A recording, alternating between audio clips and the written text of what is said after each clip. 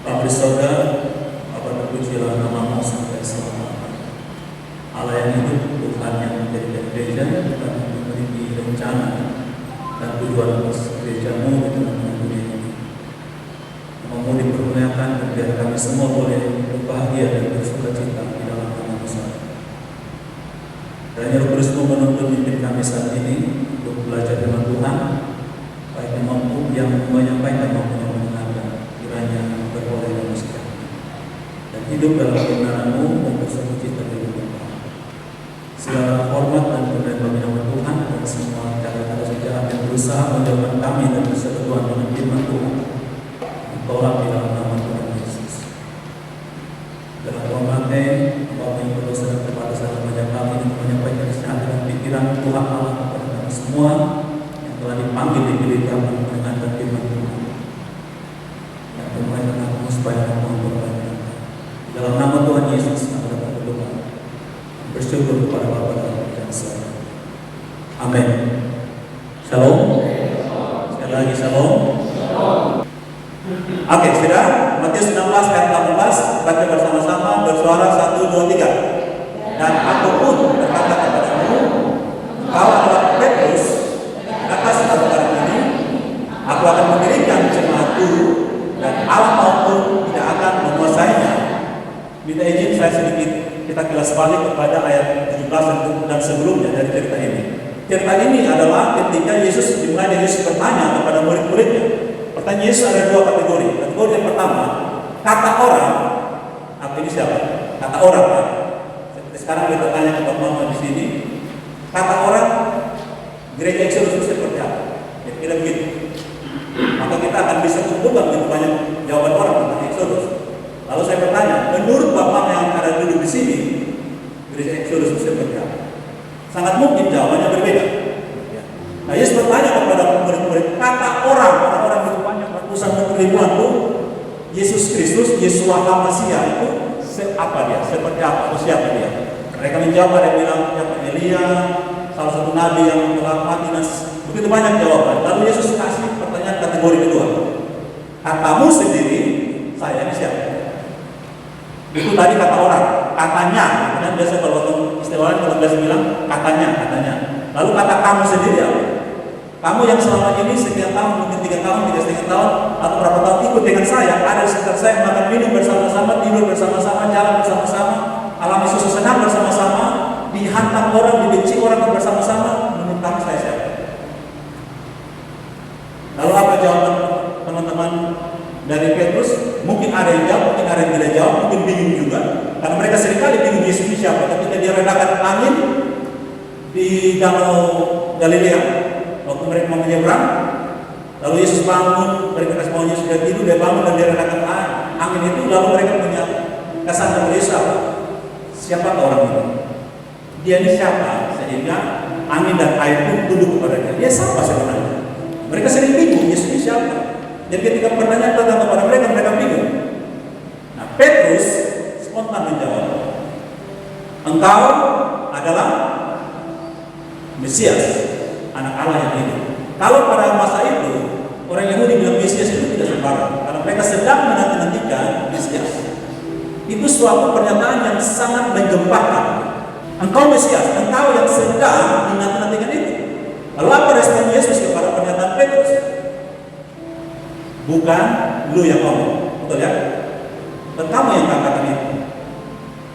Tapi Bapakku di surga yang mengatakan memberitahu. Lalu dia sambung ayat 14. Dan sekarang, kalau engkau bilang aku Mesias, anak Allah yang hidup, sekarang saya bilang kamu siapa?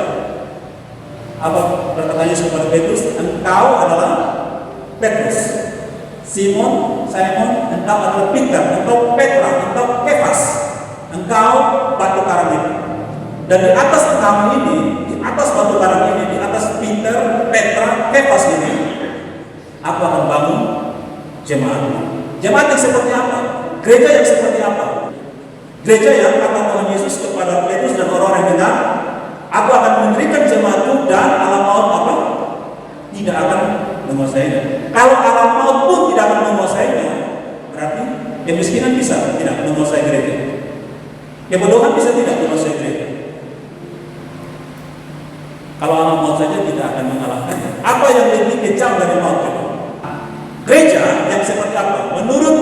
Menurut kata yang dipakai dalam Matius 16 ayat 14, jemaat atau yang diartikan gereja dari bahasa Inggrisnya, jemaat itu adalah eklesia. Kalau Bapak bisa baca di situ, jadi diambil dari dua kata ek dan kaleo, atau ada terjemahan lain dan kleo, ek kleo. Ek itu artinya dipanggil, kaleo atau kleo artinya keluar.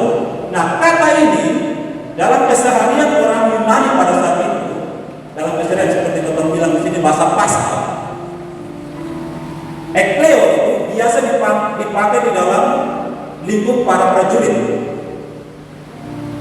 Jadi ketika misalnya mereka lagi duduk-dudukan, lagi apalah gitu, mau duduk apapun, tiba-tiba alarm berbunyi dan komandan pasukannya teriak, ekleo. Apa mereka lakukan? Apapun yang mereka sedang kerjakan, mereka akan keluar berdiri siap terima instruksi. Mau bikin apa? Mau perang? Gitu. Itulah ekleo. Jadi yang dibilang jemaat itu bukan duduk santai-santai, bukan tangan-tanganan jadi bintang. Kalau mau tahu apa arti bintang? Bintang itu separuh ekleo, eklesia itu dari kata ek dan kleo. Kalau bintang itu dari kata bin dan tam. Bin itu artinya bingung, tam itu tenangan. Ya, orang bintang adalah bingung tenangan. Gereja itu bukan bintang, bukan bingung dan tenangan. Gereja itu ketika dengarkan panggilan Tuhan, dia maju berdiri, mau kemana? Mau perang? Saya pergi. Itulah gereja. Ekleo dipanggil keluar untuk satu tugas, bukan dipanggil keluar untuk di pesta. Pesta nanti dalam kisah Wahyu nanti kita akan pesta dalam pernikahan anak domba. Tapi sebelum pernikahan itu terjadi, perang tiap hari. Yang Yesus bilang apa? Pakailah senjata rohani. Apa berperang setiap hari. Gereja yang dimaksud adalah gereja yang berkemenangan. Alam maut pun tidak dapat mengalahkannya. Nah, sekarang pertanyaannya, kalau potong masih takut sekarang ini, masih diliputi khawatir itu wajar, tetapi hidup di dalam kekhawatiran itu tidak wajar. Setuju kan? Kita tidak mungkin tidak khawatir dalam hidup ini, betul ya? Karena kita manusia terbatas. Tetapi hidup di bawah tekanan kekhawatiran itu tidak wajar. Gereja yang bergerak dan tidak terhentikan itu gereja yang Kristus siapkan. Nah, 1 Petrus 2 ayat 9 berkata begini. Mari kita baca sama-sama. 1, 2, 3. Tetapi kamulah bangsa yang terpilih, umat yang rajani, bangsa yang kudus, umat kepunyaan Allah sendiri, supaya kamu memberitakan perbuatan-perbuatan yang besar dari Dia yang telah memanggil kamu keluar dari kegelapan kepada terang yang ajaib. Sekali lagi di sini gereja itu diidentikan lagi dengan ekleo, dipanggil keluar. Dipanggil keluar bukan untuk duduk di pinggir jalan, berbagai-bagai dan bikin kacau, bukan. Dipanggil keluar untuk perang. Dipanggil keluar untuk beritakan Injil. Dari sini ya, kita melihat bahwa ketika kita bicara tentang gereja, itu bukan bicara soal bangunan atau denominasi atau organisasi tertentu. Tetapi kita berharap kita tidak salah paham, bukan berarti bangunan atau denominasi itu tidak penting. Denominasi atau organisasi itu untuk menata aturan. Makanya kalau kita limit salah satu panjang tugas gereja ada namanya oikonomia, ditata. Kalau tidak tata kan kita akan berantakan. Tetapi sekali lagi dalam konteks yang sedang kita bicara ini, gereja itu melampaui dari itu. Makanya satu saat bisa saja gedung gereja itu dihancurkan. Ya, nonton Alkitab, baik Allah dihancurkan, tetapi ibadah tetap berjalan.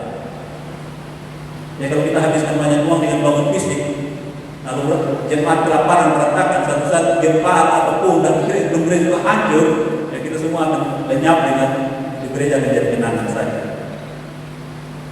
Di dalam konteks kita bermitra khususnya dengan gereja untuk PPA ini, kita lebih, makanya saudara teman-teman melihat ya budget yang kita pakai dan yang kita pakai itu bukan bicara soal membangun hidup, tetapi program-program yang membangun kehidupan dari anak-anak kita. Gereja itu pusat tujuan sejarah. Apa yang maksudnya? Nah, kata sejarah itu diterjemahkan dari bahasa Inggris tentunya ya, history. Kalau kita mau telusuri sebenarnya sesuatu yang tersirat, terimplisit, termaktub di dalam kata history itu adalah sejarah siapa sebenarnya. Kalau di sini yang disampaikan history itu history, ceritanya dia itu siapa? Dia itu adalah pribadi yang memulai kehidupan ini. Jadi sejarah yang terjadi dalam dunia ini sebenarnya menceritakan tentang siapa yang memulai kehidupan ini. Jawabannya adalah di Kejadian 1 ayat 1 bilang apa? Pada mulanya Allah menjadikan langit dan bumi. Dia yang memulai sejarah itu. Berarti semua yang terjadi di dalam dan di bawah langit dan bumi ini harus menceritakan tentang Dia. Termasuk ketika Dia merencanakan adanya gereja itu untuk kemuliaannya. Dalam proses 1 ayat 16 disebutkan bahwa segala sesuatu diciptakan oleh Dia dan untuk Dia. Yohanes 1 ayat 4 juga bicara iman itu yang telah menjadi manusia, tanpa Dia tidak satu pun yang jadi dan segala yang telah dijadikan, semuanya untuk Dia. Makanya Roma 11 ayat 36 menjelaskan kisah itu dengan berkata apa? Sebab segala sesuatu adalah dari Dia, oleh Dia, dan kepada Dia. Bagi Dialah kemuliaan selama-lamanya. Semuanya tentang Dia. Kata histori ini sedikit untuk menambah kita punya wawasan pengetahuan itu dimulai dari abad 15, abad 1300-an. Memiliki arti yang berkaitan dengan peristiwa yang biasanya imajinasi. Itu tentang sejarah. Nah ini sedikit untuk pengetahuan kita ya. Dimulai dari masa Middle English dan itu semua itu dimulai dari kata bahasa Yunani yang Greek tentang histor, mengetahui atau belajar tentang sesuatu intinya itu. Jadi histori itu kita mempelajari sesuatu di balik sesuatu. Apa yang ada dalam sesuatu itu. Nah, ini yang tadi saya katakan. Kolose 1 ayat 16 sampai 17. Tadi saya sebut tentang ayat 16. Mari kita baca sama-sama sekali lagi. Kolose 1 16 sampai 17. Ia adalah gambar Allah. Ini bicara tentang Yesus Kristus. Ia adalah gambar Allah yang tidak kelihatan, yang sungguh lebih utama dari segala yang diciptakan. Karena di dalam Dialah telah diciptakan segala sesuatu yang ada di surga dan yang ada di bumi, yang kelihatan dan yang tidak kelihatan, baik singgahsana maupun kerajaan, baik pemerintah maupun penguasa, segala sesuatu diciptakan oleh Dia dan untuk Dia. Ia ada terlebih dahulu dari segala sesuatu dan segala sesuatu ada di dalam Dia. Berarti sama sekali tidak salah kalau kita katakan bahwa sejarah apapun yang terjadi dalam dunia ini berbicara tentang Dia, termasuk kita punya kehidupan, apapun keadaan kita. Nah, saya sedikit keluar dari slide ini. Tadi pagi ketika saya datang ke sini, saya merenungkan satu hal sambil mendengarkan satu renungan tentang kehendak bebas, free will. Banyak orang sering mengagungkan yang namanya kehendak bebas atau free will. Katanya setiap kita punya kehendak bebas, seolah-olah kita ini bebas membuat apa saja.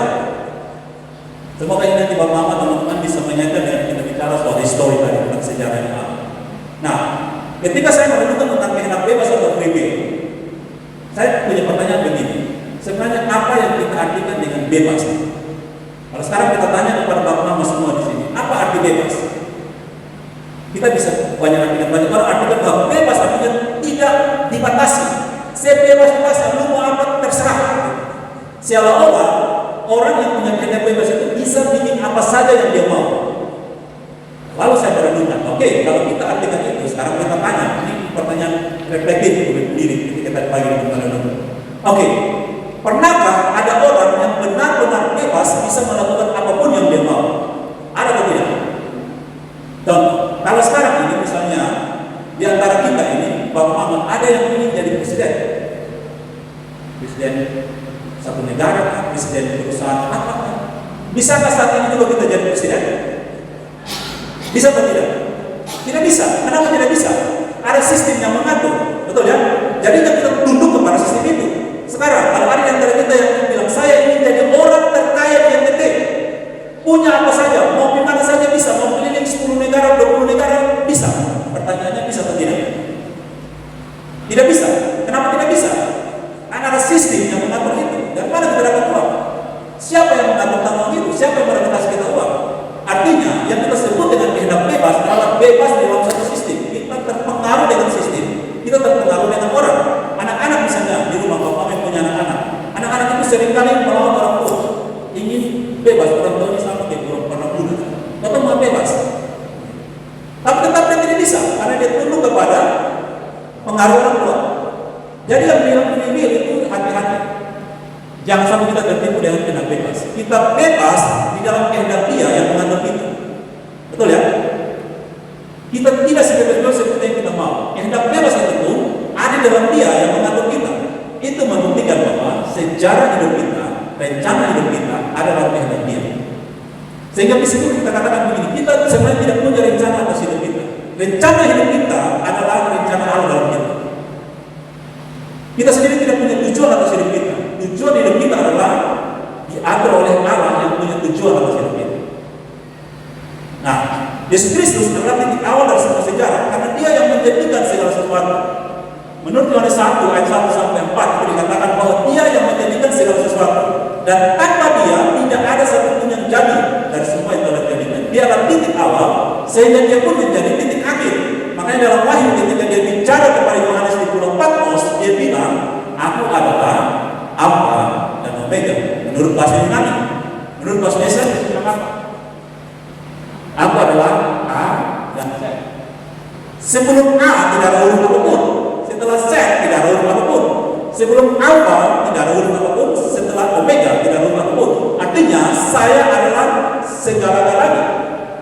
Yang kamu bisa sebut mulai kapanpun saya di situ. Yang kita bisa sebut titik akhir dimanapun Yesus ada di situ. Dia adalah pusat atas segala sesuatu. Sejarah telah dimulai dari Dia sejak awal sekarang dan dibentuk dikuasai oleh Dia. Dia pusat dari segala sesuatu yang terjadi di dunia ini. Nah, upaya iblis untuk mempengaruhi kita dan gereja adalah membuat kita tidak percaya pada ini. Seolah-olah kita punya kehendak bebas, seolah-olah kita bisa buat apapun sesuka hati kita. Seolah-olah kita bisa bikin sejarah dalam hidup kita. Semua peristiwa dalam sejarah telah terjadi untuk mengarah kepada tujuan itu. Tidak ada apapun yang terjadi di luar dari tujuan Allah tersebut. Sejarah tentang Dia. Nah, setelah kita manusia ke dalam dosa dan jadi penebusan melalui kedatangan Mesias, lahirlah bangsa yang dididik dan disiapkan untuk melahirkan Mesias. Dan Mesias tersebut telah datang dengan satu sasaran utama, yaitu melahirkan gerejanya melalui mempelai perempuannya. Nah, Bapak-Mama, ajak coba kita melihat ya, kita dari kata ini ya, bahwa gereja itu disiapkan untuk melahirkan seorang mempelai bagi Kristus. Dia sendiri mengatakan bahwa Dia adalah mempelai laki-laki, kita mempelai perempuan. Nah, Bapak coba kalau kita lihat ya, kita lihat Alkitab dari ujung sampai ujung. Kitab Kejadian itu dimulai dari cerita tentang satu keluarga, betul ya? Lahirnya satu keluarga di dalam Kitab Kejadian. Keluarganya siapa? Adam dan Hawa. Untuk menjalankan generasi-generasi ilahi yang bisa menaklukkan dunia. Dan perintah Allah kepada manusia adalah taklukkan ini, beranak cucu, taklukkan ciptaan. Nah, lalu kisah dalam Alkitab itu ditutup dengan cerita tentang satu keluarga, betul ya? Dalam Wahyu yaitu siapa? Mempelai pernikahan, mempelai anak domba dengan gerejanya, betul ya? Ditutup dengan kisah pernikahan anak domba, satu keluarga. Nah, di antara Kejadian sampai Wahyu itu mulai Kejadian pasal 1 dan 2 khususnya, karena pasal 3 tidak Tuhan manusia, sampai kepada sebelum pernikahan anak domba itu kisah tentang apa? Kisah penebusan dan pengurusan. Kisah di mana Allah mengutus anaknya untuk selamatkan mempelaimu dan kuduskan dia supaya dia layak bagi pernikahan anak domba. Jadi mulai dari Kejadian pasal 3 sampai sebelum pernikahan anak domba di Wahyu itu cerita tentang Allah Bapa mencari mempelai bagi anak. Sampai dia ketemu anaknya, mempelainya, dia ketemu, dia dapatkan kembali dengan penebusan nyawanya sendiri bagi mempelai itu. Lalu dia kuduskan setiap hari dalam pertobatan sampai dia layak untuk masuk dalam pernikahan. Untuk sekian lamanya Allah siapkan kita selama kita hidup di dunia ini, itu waktu di mana gereja dipersiapkan untuk berhadapan dengan mempelai laki-laki. Itulah masa kita. Sehingga di dalam cerita hidup kita ada satu persiapan yang Allah lakukan. Kita tidak bisa sembarangan hidup dalam dunia ini. Allah sudah mempersiapkan semua ini. Nah, barang siapa yang mengetahui dan percaya hari ini hidupnya akan berbahagia, karena dia akan aman saja apapun yang terjadi. Kenapa? Karena Allah melindungi dia. Tuhan Allah menjaga dia. Tuhan Allah yang menjaga gereja. Oleh karena itu, gereja sebagai ibu dan orang percaya yang telah mengalami panggilan itu harus berhidup dalam terang Tuhan yang ajaib. Dia hadir untuk membawa terang ilahi. Gereja yang dimiliki Exodus melalui PPA ini hadir bukan untuk bagi-bagi uang kepada anak-anak, betul ya? Tapi untuk meneruskan berita penginjilan itu, berita keselamatan itu. Itu tujuan kita hadir. Jadi sesungguhnya sejarah, histori adalah his story, kisah tentang dia, sejarahnya dia, yang dia taruh dalam gereja. Kristus, kisah tentang Kristus yang datang untuk menghadirkan gerejanya, yang akan menjadi mempelai wanitanya, mempelai perempuannya yang tidak bercacat dan tidak bercela, yang suci adanya. Kiranya renungan yang cukup singkat ini menjadi berkat bagi kita, bukan saja dalam konteks kita di gereja Exodus atau PPA, tapi juga kita pribadi masing-masing yang telah mendengarkan berita Injil, untuk kita merefleksikan niat yang paling bagaimana kita sudah hidup. Seperti apapun hidup kita, sejauh apa yang telah kita lewati perjalanan ini, berapapun usia kita, selama kita masih Tuhan berkenan hidup di dunia ini, berarti ada sejarah Allah yang belum selesai dalam hidup ini. Ada cerita Tuhan yang belum tuntas, belum finish. Masih ada waktu untuk kita memperbaiki kesalahan, masih ada kesempatan untuk kita melakukan sesuatu yang berkenan kepada Tuhan. Dan pada akhirnya, apapun yang kita lakukan itu bukan supaya kita masuk surga, karena keselamatan kita adalah anugerah, tapi semua yang kita kerjakan Tuhan akan berikan kepada kita imbalan dalam bentuk upah, mahkota kehidupan atau makan buah kehidupan yang kita disebutkan di Wahyu. Setiap kita akan menerima upah dari Allah kita untuk karya-karya kita di dunia ini, dan kita menjadi mempelai yang berkenan kepada Tuhan. Mari kita berdoa. Bapa Surga, kami bersyukur untuk kasih karunia bagi kami ketika kami sudah merenungkan bagian ini firman Tuhan. Kiranya kami ditolong oleh Roh Kudus-Mu untuk mengerti, mengenal betul kehendak-Mu dalam hidup kami, baik sebagai gereja yang tidak terkalahkan oleh alam maut, tapi justru mengalahkan alam maut itu karena Kristus yang telah menang, dan berikan kepada kami jaminan itu, maupun sebagai gereja, sebagai PPA, dan sebagai pribadi di hadapan Tuhan, sebagai mempelai perempuan bagi Kristus. Supaya kami ditolong dan dilayakkan, dan kami percaya Engkau sudah menolong kami, Engkau sudah melayani kami. Karena itu kami akan terus diberkati oleh dalam nama Yesus, untuk kami hidup di dalam sejarah yang telah dituliskan sebelumnya. Terima kasih Tuhan, sebab dalam Mazmur 109 pun Engkau telah mengatakan bahwa dalam kitab-Mu telah tertulis hari-hari yang akan dibentuk sebelum terjadi satupun daripada. Dalam nama Tuhan Yesus kami mengucap syukur. Haleluya. Amin.